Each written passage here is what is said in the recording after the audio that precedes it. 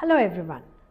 आज हम एक बहुत एपिक महाभारत जो लिखी गई है वो एक महाकाव्य है। It's basically a poetry form of an epic. कहानी जो है एक काव्य के तरीके से बताई गई है। वो लिखी कैसे गई है, इसका एक बहुत सुंदर कहानी है।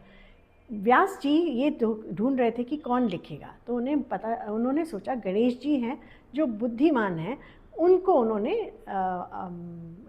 चूज़ किया लिखने के लिए। तो गणेश जी ने कहा मैं लिख तो दूंगा, पर मेरी एक शर्त है कि आप बोलेंगे पर बीच में रुकेंगे नहीं। अगर आप रुक गए तो मैं उसी समय में अपना कलम छोड़ के निकल जाऊंगा, मैं नहीं लिखूंगा उसके आगे। तो व्यास जी ने सोचा ये तो बड़ा मुश्किल कार्य हो गया कि भाई आदमी सांस भी ना ले, और मैं बोलूँगा तो मुझे सोच के बोलना पड़ेगा, मुझे काव्य बनाना पड़ेगा और फिर मैं बोलूँगा। तो उन्होंने कहा अच्छा आप लिखो, पर आप मेरी बात को भी आपको मानना पड़ेगा। उन्होंने कहा क्या बात माननी पड़ेगी?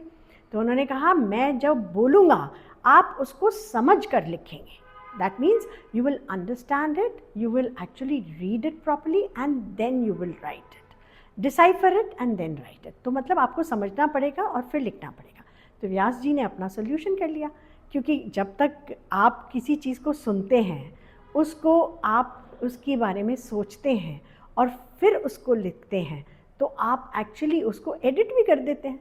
तो गणेश जी ने पूरी महाभारत को अच्छे से सुना, पढ़ा और उसको एडिट करके उसको एक महाकाव्य फॉर्म में लिख दिया।